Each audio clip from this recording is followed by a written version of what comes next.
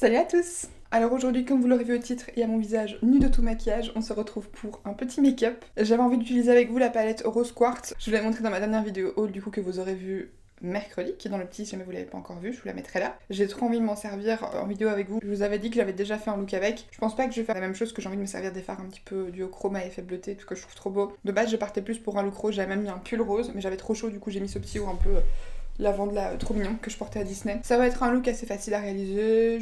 En fait, je dis ça, mais je sais pas. C'est ça le problème avec mes vidéos make-up, c'est que je vais même pas vous dire aujourd'hui on va faire un look facile à travailler, machin machin, ou je vais en faire une forme un peu graphique parce qu'en fait, je ne sais pas. Quand je commence à me maquiller, je ne sais jamais ce que je vais faire. Parce que quand je commence à me maquiller, je ne sais jamais ce que je vais faire. Je prends une palette qui me donne envie et ensuite j'improvise avec des couleurs qui me tentent, etc. Et au fur et à mesure du look. Alors comme vous voyez, j'ai déjà fait mes sourcils, j'ai déjà nettoyé le dessous. Je les ai fait avec le Brow Pen de chez Anastasia.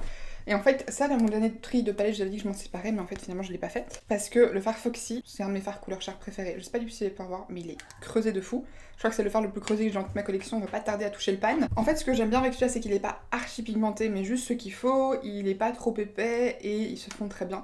Et en plus, c'est un fard couleur chair assez jaune. Je sais pas si vous allez voir par rapport au Walk of Shame à côté. Walk of Shame est plus rosé et Foxy est plus jaune. Donc j'aime vraiment bien m'en servir comme fard couleur chair. Et comme en ce moment je fais ça tout le temps et que je galère à trouver un bon fard couleur chair, ben ça c'est pas mal en fait de le garder quand même. Donc je vais vous zoomer un peu et on va démarrer le make-up des yeux. Les pinces comme ça là que tout le monde met pour voilà, j'en avais acheté chez Primark quand je suis une fois tombée dessus, mais ça ne tient rien je trouve. C'est un enfer. Soit mes cheveux poussent pas mal, hein. Je sais pas si vous avez vu par rapport à quand je les avais coupés en mai, comme ils ont bien poussé. En plus ils sont bien brillants, j'adore. J'hésite en fait à recouper un carré pour recouper vraiment tout ce qui est crevé.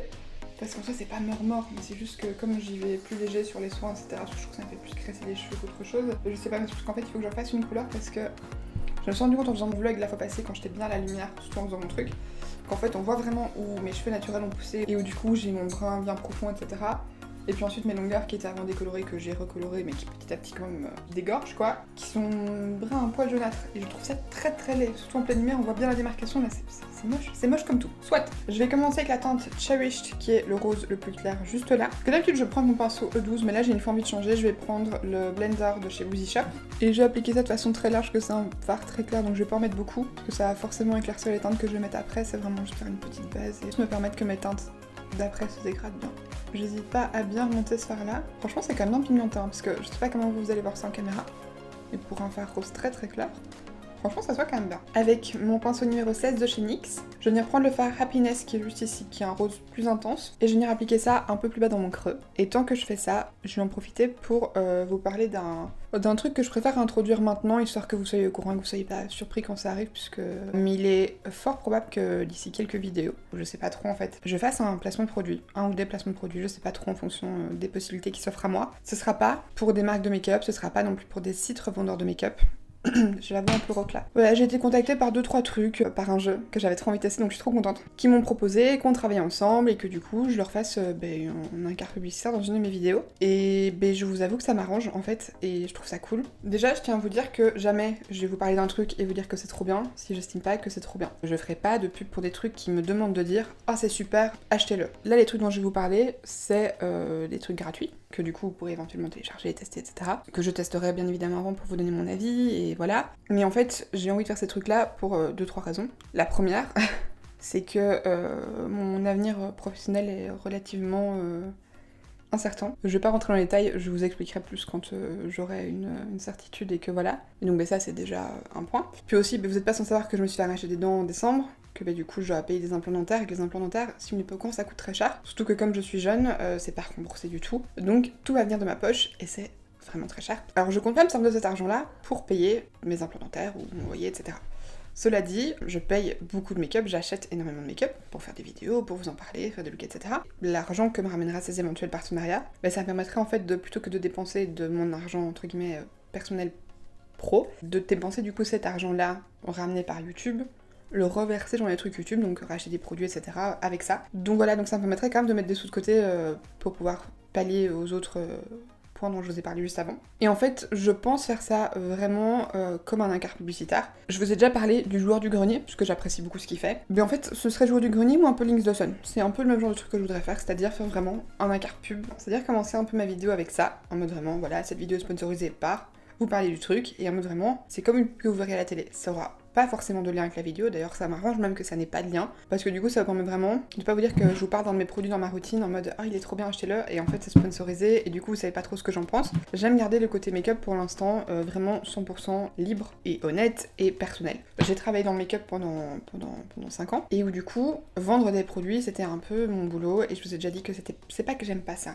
Quand c'est un produit que je kiffe, y a pas de problème. Mais d'ailleurs, ce sera comme ça pour les éventuels partenariats. Si un jour ma chaîne intéresse assez des gens que pour que je vous fasse des partenariats make-up, mais je ferai évidemment sur des produits que j'aime, parce que évidemment que c'est génial d'être payé pour parler de trucs qu'on kiffe. Mais je peux comprendre que pour certains, ce soit difficile en fait d'avoir des produits dont on parle tranquille, et puis d'un coup d'avoir un produit sponsorisé et on sait pas trop où mettre de la tête. Parce que évidemment qu'il y a des gens qui abusent avec ça et qui sponsorisent des trucs en vous disant que c'est trop bien, et en fait, ou ça fait rien, ou c'est de la merde, ou voilà. Et moi, c'est pas du tout ça que je veux faire. Et puis aussi, la troisième raison pour laquelle j'ai envie de prendre ces partenariats et j'ai envie de commencer un peu plus professionnaliser ça, c'est que vous savez que j'aimerais vraiment, genre c'est un peu mon goal de pouvoir faire YouTube à 100% et que ce soit vraiment mon métier. J'apprécie énormément ce que je fais ici, j'apprécie énormément la liberté que j'ai de vous parler de tous les produits que je kiffe dans plein de marques différentes, comme je veux, de vous dire quand je kiffe pas un truc, de vous dire quand j'aime bien un produit, etc. Et forcément, en faisant des trucs plus pro comme ça, comme des placements de produits, ça va aussi me servir un peu de portfolio pour des marques qui auraient éventuellement envie de, possiblement dans le futur, travailler avec moi. Donc voilà. Je préfère vous en parler maintenant, comme ça vous êtes au courant et ça arrive pas comme un cheveu dans la soupe en mode ah ok, on sponsorise ce truc et voilà. Ce sera donc du coup toujours fait de façon 100% honnête et transparente, il y aura toujours le petit encart, donc vous saurez que c'est sponsorisé. Et dans tous les cas, ce sera toujours dit parce que déjà c'est comme ça dans la loi. Mon but c'est d'être toujours 100% transparent avec vous, comme quand je teste un produit et que je kiffe pas, je vous le dis. Là c'est pareil, je teste un produit pour une pub, je fais une pub pour un produit, je vous dis que c'est une pub. Et en plus, ce que j'aime bien avec l'idée de c'est une pub à un moment bien précis, c'est que si vous voulez pas regarder ça, vous allez un peu plus loin dans la vidéo, vous commencez la vidéo quand elle commence, ça vous bloque pas un moment en plein milieu, et aussi du coup en plein milieu d'une routine où pareil vous savez pas trop, voilà. Et du coup ça vous donne l'opportunité de regarder ou pas. Bien évidemment, si vous cliquez sur les liens, c'est toujours mieux parce que là-dessus les marques ont un retour, et du coup c'est un moyen de soutenir la chaîne.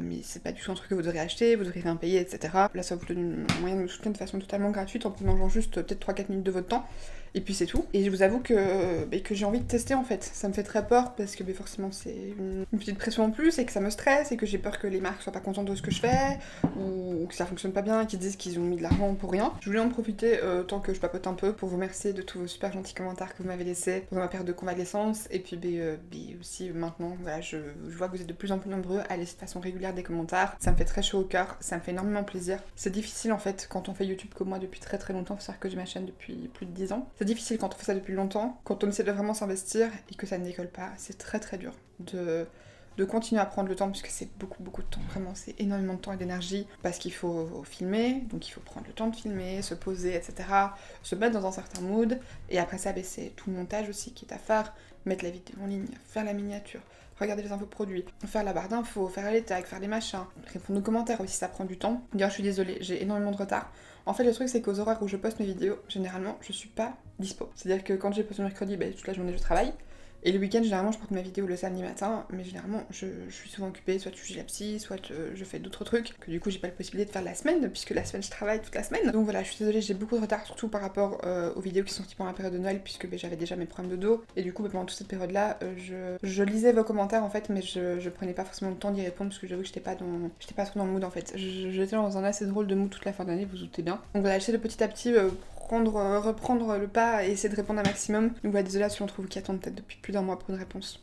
J'ai vu vos commentaires et promis je prendrai le temps d'y répondre. Merci beaucoup à vous en tout cas de prendre le temps de me laisser un message, de me laisser des commentaires. Certains trouvent sous toutes mes vidéos, vous imaginez pas le plaisir que ça fait, et c'est con en fait, mais d'un côté ça me fait me dire que je fais pas ça pour rien, que ce que je fais c'est pas de la merde, et voilà, ça fait vraiment beaucoup de bien de se sentir soutenu et de voir que voilà, on peut mettre un peu de soleil dans la journée de quelqu'un, et voilà, de faire plus que juste parler à une caméra. Il y a vraiment un vrai lien qui se crée. J'ai déjà dit que moi je faisais ça parce que dans mon entourage, j'ai personne qui aime le make-up autant que moi, et du coup YouTube c'est un peu moyen de oh, vous avez vu cette super palette là, et je parlais avec des gens de cette fameuse palette là qui est trop bien et qui m'excite trop, et de voir qu'il y a d'autres personnes qui sont excitées comme moi, et c'est trop agréable, mais de voir en plus qu'il y a un petit lien quand même personnel qui se crée avec certains d'entre vous, ça me fait hyper plaisir, et voilà, donc merci beaucoup de prendre le temps de me laisser des messages, ça fait vraiment très plaisir. plaisir. On va continuer le tuto parce que ça fait déjà 1000 ans que je filme. Mais voilà, c'était 2 points qui me semblaient importants de mentionner. J'ai dû changer de batterie, je relance la caméra et en fait j'avais pas appuyé sur le bouton pour lancer l'enregistrement. Du coup, je vous disais, j'ai pris ce fard-ci qui est le Serenity, qui est un peu plus violet par rapport aux autres. J'ai déjà appliqué ici à gauche.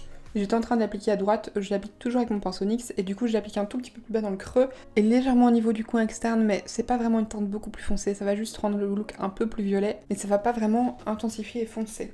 Le problème, c'est qu'en fait je me rends compte que dans ce genre de teinte, il n'y a pas beaucoup de fard foncé. En fait le seul fard foncé qu'il y a c'est celui-là, qui s'appelle Mantra, mais c'est beaucoup plus foncé que le violet, et je sais pas si j'ai envie de faire un truc aussi foncé. Je vais pas encore l'appliquer. Déjà je vais me swatcher les 3 fards là lumineux, pour voir un peu celui que je voudrais utiliser. Ils sont vraiment canons. Franchement, ces fards-là, ils sont tous trop beaux. J'ai envie d'appliquer le fard plus bleu, un peu plus foncé. Donc je crois que c'est ce que je vais faire. Mais d'abord, je voudrais essayer d'appliquer un petit peu de cette espèce de fard-là, boule collant. Mais comme je vous avais dit, je voudrais essayer de retirer la partie un peu grasse, le mélanger, une fois qu'il y a un petit peu moins de gras, pour essayer d'avoir un truc un peu plus uniforme. Donc c'est ce que je vais faire. Bon alors, je vous montre là sur la caméra, je sais pas du tout comment vous allez voir, mais soit. J'ai pris une petite spatule que j'ai désinfecter et nettoyer. Je vais me prendre un petit mouchoir pas loin et du coup je vais d'abord essayer d'un petit peu gratter partout le transparent en essayant de ne pas prendre de petites boules avec.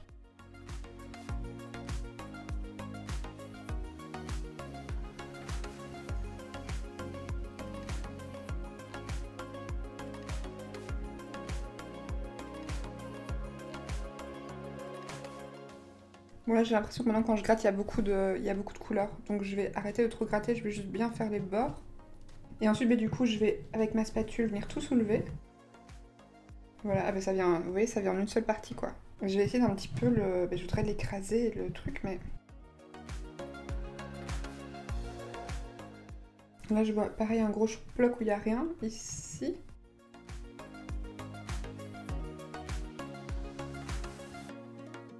Je viens bien vraiment aplatir, étaler et mélanger. Les reflets sont super beaux mais ça me semble très gras. Et je sais même pas comment je vais pouvoir réussir à remettre ça correctement dans le pan. On va essayer de remettre ça le plus plat possible. Mais en plus ce que j'aime pas avec le fait qu'il y ait des textures crémeuses au milieu des textures poudre, c'est que si vous avez tendance à prendre vos fards de façon un peu violente, et vous allez foutre des petites poussières de fard partout et du coup forcément ça va aller dans ce fard crème là. Et ça va aller s'y déposer et ça va faire crade quoi. Donc du coup je vais venir prendre un petit peu de ma pâte là de Love Stone, tout doucement avec mon doigt pour pas en prendre de trop. Et je vais venir appliquer ça sur la paupière en tapotant bien pour essayer qu'il y ait une toute petite base un peu collante et que ça fasse pas trop d'épaisseur et que du coup ce soit pas trop gras. En soi c'est un peu gras mais c'est pas ultra gras, c'est plus collant que gras. Ce qui du coup peut être pas mal pour mettre les teintes à effet par-dessus. Et d'ailleurs je vais pas attendre de faire sur l'autre œil, je vais directement prendre la teinte Cosmic Love qui est juste ici pour venir l'appliquer par-dessus, histoire de directement sécuriser. Ouh, c'est beau, c'est très beau. Je vais juste laisser peut-être la petite partie du coin interne de libre pour éventuellement mettre une des teintes plus claires à effet, mais c'est canon. Alors, juste petit point, si vous comptez appliquer ce fard là par-dessus d'autres fards, j'ai l'impression que ça retire la matière. Le fard un peu collant là, au niveau de ma paupière, là où il y avait déjà eu un petit peu de fard mat, je trouve que ça l'a juste retiré en fait. Et ça fait pas un reflet de ouf, hein. Franchement. Ouais, je vous dis, ça peut être pas mal comme base pour les autres fards. Mais je suis sûre que ça aurait quand même été très joli sans. Pas foufou ce fard, pas foufou. Peut-être en fait quand on part ça peut être beau, hein, mais moi j'ai plus l'impression que ça ferait tout bouger qu'autre chose quoi. Et je pense pas que ce soit dû au fait que je l'ai mélangé, puisque quand vous allez tourner dedans avec votre doigt ça va faire la même chose, donc ouais, je sais pas trop. Je sais pas trop. Je vais juste revenir avec un petit peu de fard mat au niveau du creux, parce que j'ai un peu trop remonté le fard collant. Parce que je voulais faire un espèce de dégradé, mais du coup ouais, c'était un peu compliqué quoi.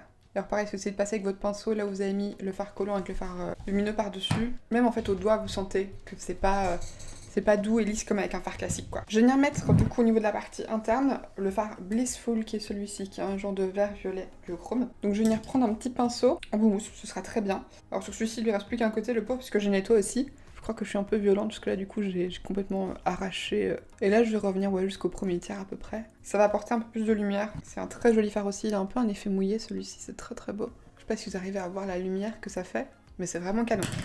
Je vais juste quand même venir tenter de prendre un peu de Mantra. J'hésite, mais je pense que ce sera la meilleure solution. Le seul problème c'est que j'ai peur qu'avec le fard en dessous là, le collant ça prenne pas bien. Je vais venir d'abord l'appliquer avec un petit pinceau boule de chez MSQ. Donc j'en prends un peu, je vais venir faire ça petit à petit. Hop, j'en prends, je tapote un peu. Et ensuite je viendrai prendre mon pinceau NYX pour essayer d'un petit peu dégrader.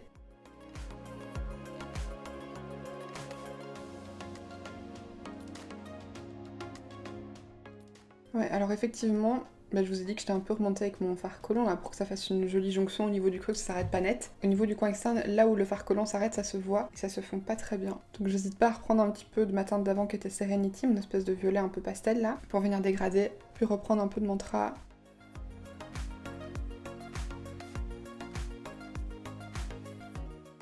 J'aurais peut-être dû faire ça avant, mais en même temps, je pense qu'en appliquant le fard un peu collant là, ça aurait retiré au niveau du coin externe, donc ça aurait servi à rien. Mais c'est pas mal. Et au final, oui, c'est vachement plus foncé que les autres teintes, mais en fait, bien fondu avec Serenity, c'est pas du tout choquant. Genre, ça fait pas noir et d'un coup, rien du tout, quoi. On va dire que ça va. Je vais juste reprendre un tout petit peu du Cosmic Love, donc le bleu-violet lumineux, et un petit peu en réappliquer. Parce que comme j'ai pas mal dégradé autour, il a un peu perdu d'intensité. Je vais juste prendre une petite lingette pour retirer les petites chutes de fard lumineux qui sont tombées au niveau de en dessous de l'œil, là, au niveau du coin interne. Alors en base et en fond de teint, je vous ai dit en ce moment, j'essaie vraiment de retourner dans ce que j'ai pour pouvoir faire mon tri. Parce qu'en plus, j'ai acheté pas mal de nouveautés, donc il faut vraiment que je trie. Donc tant pis, je prends le risque d'avoir un teint dégueulasse. Je devrais faire ça quand je filme pas, mais le problème c'est que quand je filme pas, c'est que généralement je sors. Et du coup, je peux pas me permettre de prendre le risque que mon teint soit dégueu. Donc en base, je vais reprendre la Hydrate de chez Primark. Il me semble que c'est une base que j'aimais bien, celle-là. C'est une base hydratante assez simple, hein, qu'elle fait pas de miracle, elle lisse pas spécialement de ouf. Bonjour Calypso, tu m'as fait mal chérie?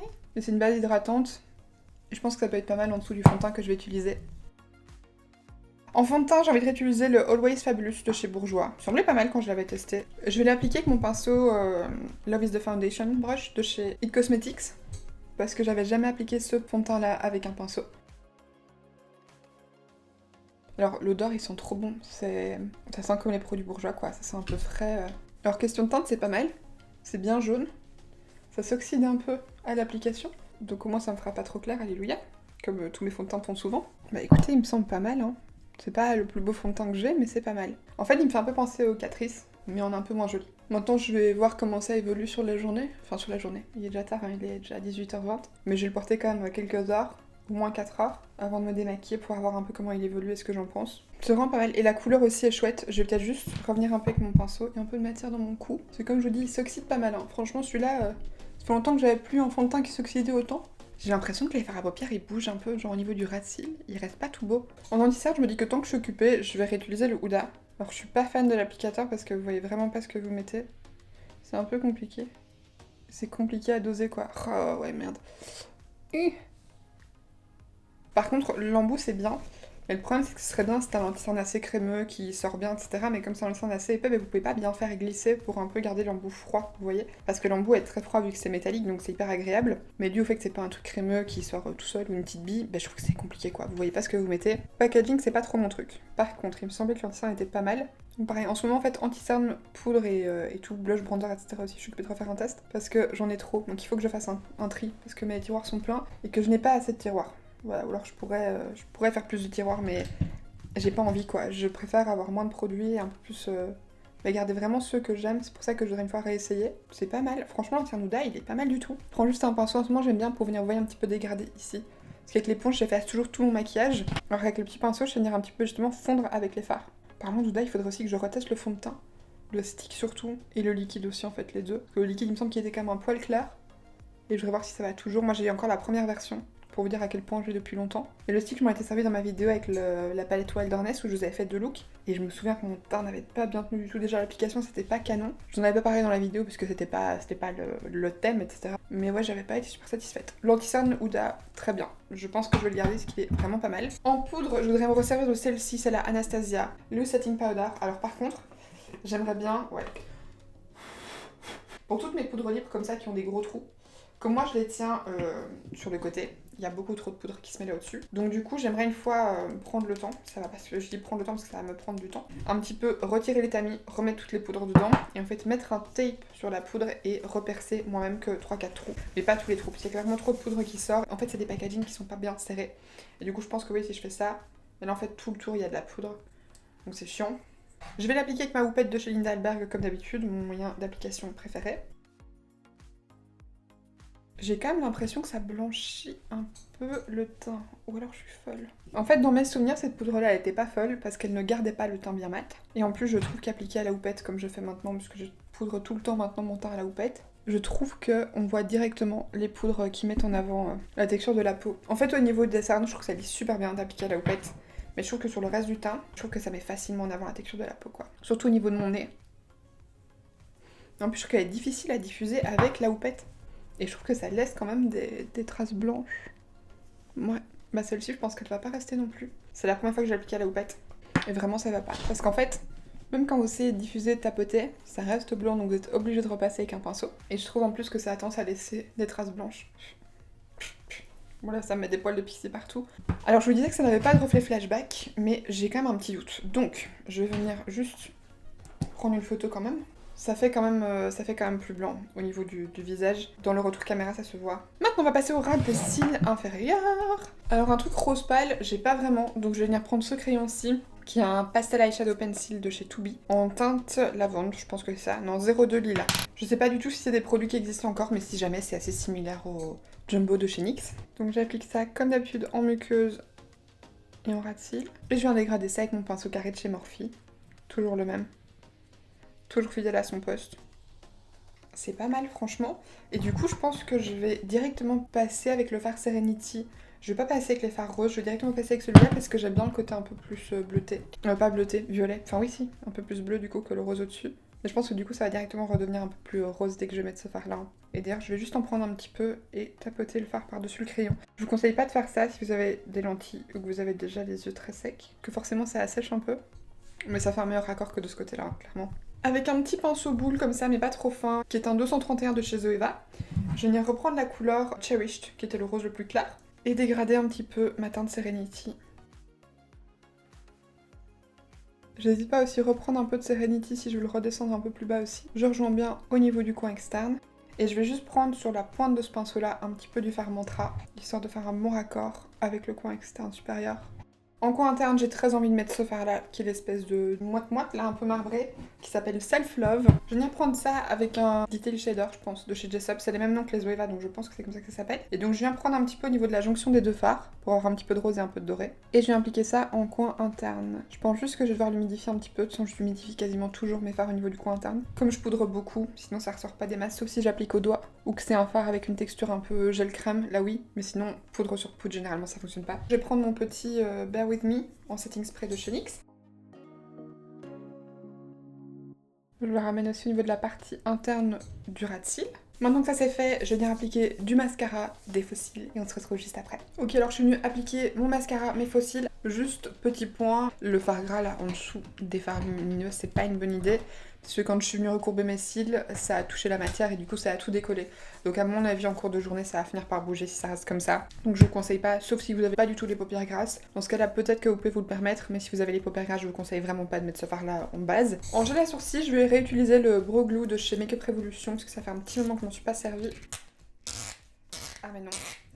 Bon bah en fait non, je vais pas m'en servir parce qu'il s'ouvre plus en fait. Du coup à la place, je vais utiliser le Perfect Tamer de chez W7 parce que pareil en fait, je me sers pas de mon essence parce que je sais que je le kiffe et que celui-là il va pas me quitter. Mais du coup j'ai envie de réutiliser les autres pour voir un peu ce que ça donne et ce que je veux garder. J'ai l'impression qu'ils mettent pas de matière dans le sourcil. C'est très bizarre. Moi il est pas mal mais j'ai l'impression que ça dépose pas beaucoup de matière, du coup je galère.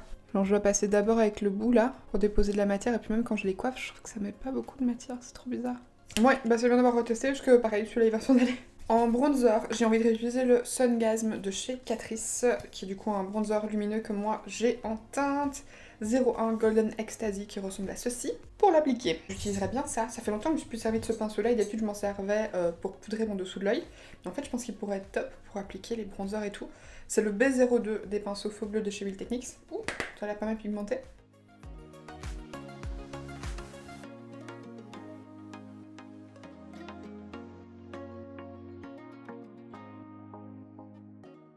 Bah écoutez, franchement il semble pas mal, hein. Il est relativement bien pigmenté, plus que dans mon souvenir.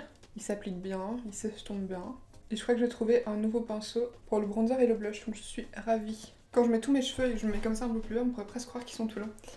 C'est pas encore le cas, mais on va y revenir petit à petit. En blush, j'en ai 3 que je voudrais retester, mais je peux pas tester les 3, donc ça va être un peu compliqué. Déjà, il y a celui-là de chez Colourpop. D'ailleurs, je pense que je vais utiliser celui-là de chez Colourpop, parce que les deux autres, je suis presque sûre que je les aime bien. Celui-là, en fait, il est un peu pailleté. C'est le On the Horizon, dans les Press Powder Cheek. Donc du coup, vous savez, c'est les packaging tout plat là. Et c'est celui qui était sorti dans la collection avec les petits cactus, etc. Il y avait une palette dans la même collection. Et en fait, il y a des petites paillettes dorées. Et j'aime pas trop les blushs pailletés. Donc du coup, je voudrais voir si les paillettes se voient quand vous appliquez le blush. Parce que c'est un petit blush rosé, et du coup, je pense que la couleur peut être bien, mais si les paillettes se voient, je vais pas trop kiffer. Ouais, les paillettes, elles se voient quand même. Les paillettes se voient, et la texture me semble un peu trop poudreuse. Mais du coup, je vous spoil un peu à chaque fois le tri, hein, mais c'est parce que vraiment, là, je voudrais à chaque fois réessayer, parce que d'habitude, je trie, mais voilà, il y a des produits dont je me souviens pas et tout. Mais là, au moins, je me force à me souvenir, et ouais, là, je suis pas trop fan, en fait. C'est un peu trop poudreux en texture, même quand je prélève, en fait, je vois, parce que c'est hyper volatile, mais du coup ça se fond pas aussi bien dans la peau que d'autres blushs. Je vais juste reprendre ma petite éponge et repasser vite fait quand même sur le blush, puisque surtout à gauche j'en ai mis pas mal. Et comme ça pareil, ça fera à nouveau un poil plus fondu. Elle sent toujours trop bon le fond de teint bourgeois, j'aime bien. Alors en highlighter, je viens reprendre la palette Moonchild de chez Anastasia. Je m'en sers plus tout le temps, d'ailleurs je sais même pas si elle existe encore, mais pour avoir des highlighters à effet, je trouve que c'est une des plus jolies. Et du coup, je viens reprendre la teinte Purple Horse Hole, je sais pas trop comment ça se dit, bref, la teinte la plus foncée, qui est du coup un violet. Et par-dessus, je viendrai avec la teinte Hypothermia des Supreme Frost de chez Jeffree Star, que j'adore. Je viens reprendre ça avec mon pinceau numéro 26 de chez NYX. Donc d'abord la teinte de la palette Moonchild. Je vais prendre aussi un petit peu de la teinte Blue Moon en dessous parce que celui-là est pas super lumineux et que ouais, le Blue Moon l'est un peu plus. C'est pas les plus beaux highlighters qui existent, c'est pas les highlighters les plus lumineux qui se fondent le mieux, mais avec ce genre de couleur, c'est la seule palette que j'ai. Après, je sais que les highlighters violets, etc., c'est pareil, il y a des gens qui kiffent, il y en a d'autres qui détestent. Moi, personnellement, j'aime bien. J'aime bien quand j'ai un make-up violet faire un highlight du même style. Pour le Supreme Frost, je vais juste venir humidifier mon pinceau parce que c'est un highlighter très pailleté. Et là, j'ai envie que ça chope bien de la paillette. Oh, mais ces highlighters là de chez Jeffree Star. J'ai celui-là et j'ai la Money Honey qui est vert. Et ces deux-là, je m'en sers peu parce que c'est des highlighters qui font vraiment en particulier. Mais je pense que jamais je m'en séparerai parce qu'ils sont beaucoup trop beaux. Ils accrochent vraiment plus la lumière, mais par contre, je les mets généralement toujours comme topper. Parce que comme je vous dis, c'est beaucoup de paillettes. Donc je préfère mettre une couleur de base en dessous. Alors quand je vous dis que je les adore, c'est que je pense que vous voyez que ici au niveau du centre de l'étoile, c'est déjà un peu creusé. Et les deux J là, ils se voient quasiment plus. En rouge à lèvres, je crois que je vais mettre celui-ci. C'est un de chez NYX, c'est un liquide suède en teinte Acai. C'est une teinte que j'avais dans un des calendriers de l'Avent.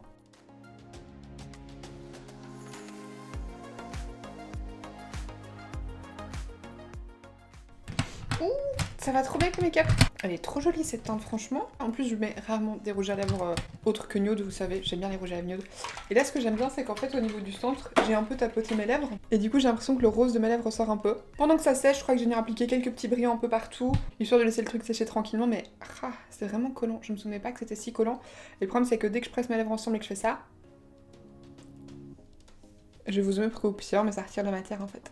Je sais pas si vous voyez, mais ici, on voit qu'il y a clairement de la matière qui est partie. Ok, alors j'ai mis mes petits brillants, j'en ai mis au niveau de mon coin interne, en dessous des yeux et en dessous de mon sourcil. Le rouge à lèvres a pas arrêté de coller, donc j'ai fini par appliquer de la poudre. Et je sens que au niveau du bord des lèvres, où là je n'osais pas trop poudrer, ça reste un peu collant. De toute façon, dans tous les cas, je voulais mettre du gloss, je vais mettre le confetti de chez Fenty, parce qu'il a un petit reflet un petit peu rose bleuté, donc je pense que ça pourrait être beau.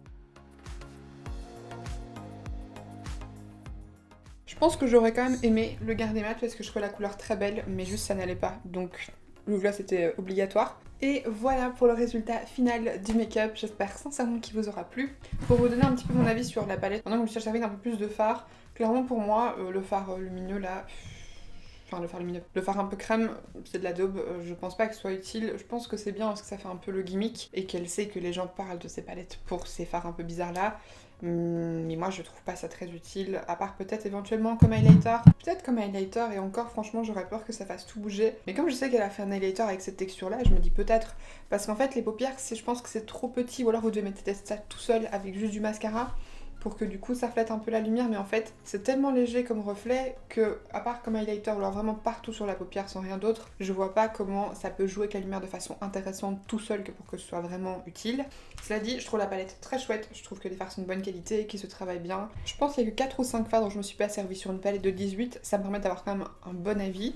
Et franchement je les trouve chouettes, je trouve que les fards lumineux sont très jolis. Maintenant moi c'est généralement ce que je préfère dans toutes les marques, dans toutes les palettes, c'est les fards lumineux parce que c'est ce que je trouve qui a le plus d'impact. C'est important d'avoir des bons fards mat pour qu'ils se travaillent bien, mais maintenant c'est pas un fard mat généralement qui va me subjuguer. C'est pas de ça dont je vais le plus vous parler. Là j'ai trop joli, je trouve ça juste un petit peu triste que Mantra soit la seule couleur foncée, mais en soi en fait elle fonctionne et avec les fards violets et avec les fards plus neutres.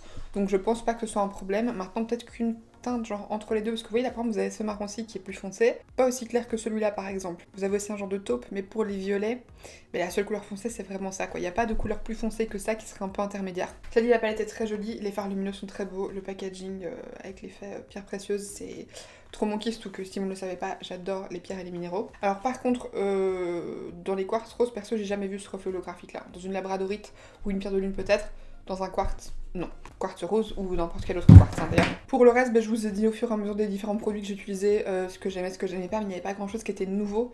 Là, la nouveauté principale et un peu la pièce maîtresse de ce look, c'était vraiment la palette Huda, que j'aime beaucoup, que je vais garder, que j'apprécie énormément et que je suis très contente d'avoir acheté. Si cette vidéo vous a plu, comme d'habitude, n'hésitez pas à la liker et à vous abonner en cliquant juste en dessous si ce n'est pas encore fait. N'hésitez pas aussi à me dire ce que vous pensez de mon idée de façon de faire les éventuels placements de produits.